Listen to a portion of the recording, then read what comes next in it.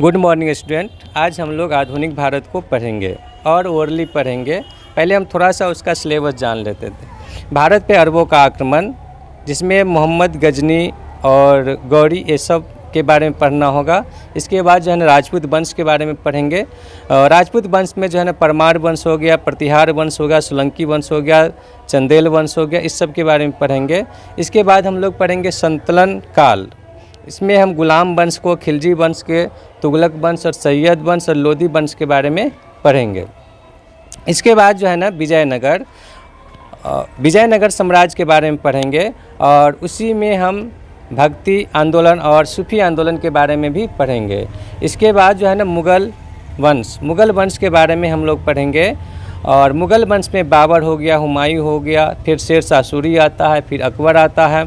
इसके बाद जो है ना जहांगीर है, शाहजहां, औरंगजेब है। और इसके बाद उत्तर मुगल काल को हम पढ़ेंगे आधुनिक भारत में। तो ये सारा जो है ना मध्यकालीन भारत का सिलेबस है और इसको हम बारी बारी से एक एक करके पढ़ते चलेंगे। तो आप लोग जो है ना इस चीज़ को लगातार देखिए, ताकि जो है ना आपको पूरे इतिहास की परख और समझ पता चल जाएगा।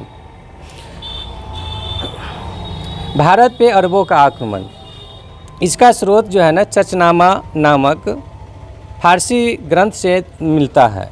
भारत पे अरबों ने आक्रमण किया, इसका स्रोत जो है ना चचनामा नामक एक फारसी ग्रंथ है, जहां हमको देखने को मिलता है।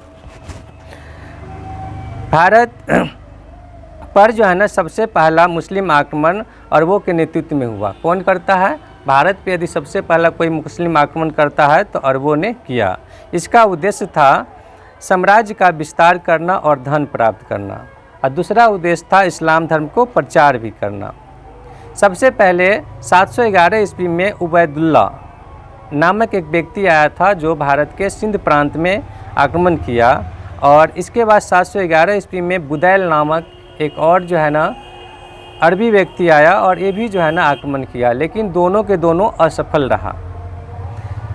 फिर आगे चलकर 712 ईस्वी में, मात्र एक साल बाद 712 ईस्वी में मोहम्मद बिन कासिम ने भारत पे जो है ना सफल आक्रमण किया। तो मोहम्मद बिन कासिम ने 712 ईस्वी में भारत पे जो है ना आक्रमण करता है। और इसका जो है ना चर्चा कहाँ मिलता है?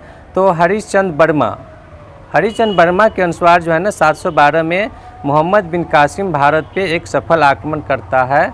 ये हरिश्चंद्र वर्मा का एक बुक है, उसमें देखने को आपको मिलेगा।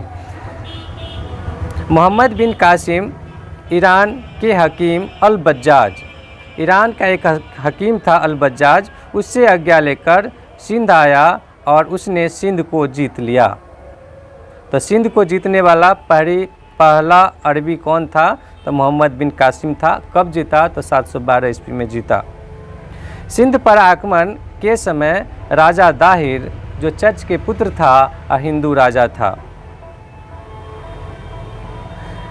उस समय जब आक्रमण करता है तो उस समय राजा दाहिर रहता है, जो चच का पुत्र रहता है, और हिंदू राजा भी रहता है। इसका परिणाम और प्रभाव क्या पड़ा उसको भी हम लोग देखेंगे। तो पहली बार भारत में इस्लाम धर्म का प्रवेश हुआ। इससे पहले भारत में इस्लाम नाम का कोई चीज़ नहीं था। हिंदू और हिंद शब्द का प्रयोग सबसे पहले अरबी वासियों द्वारा किया गया। आज जो हम लोग हिंदू कहते हैं, ये हिंदू शब्द भी जो है ना अरबी वासियों अर्थात मुसलमानों का देन है।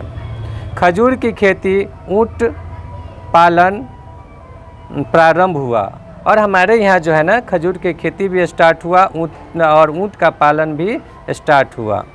पहली बार जो है ना भारत में जजिया कर लगाया गया। किसके द्वारा? तो मोहम्मद बिन कासिम द्वारा।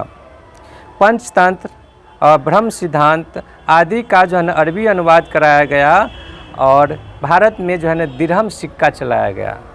क्या चलाया गया? तो भारत में जो है ना दिरहम सिक्का चलाया गया। भारत का जो भी साहित्य था उसको अरबी अनुवाद करवाया गया।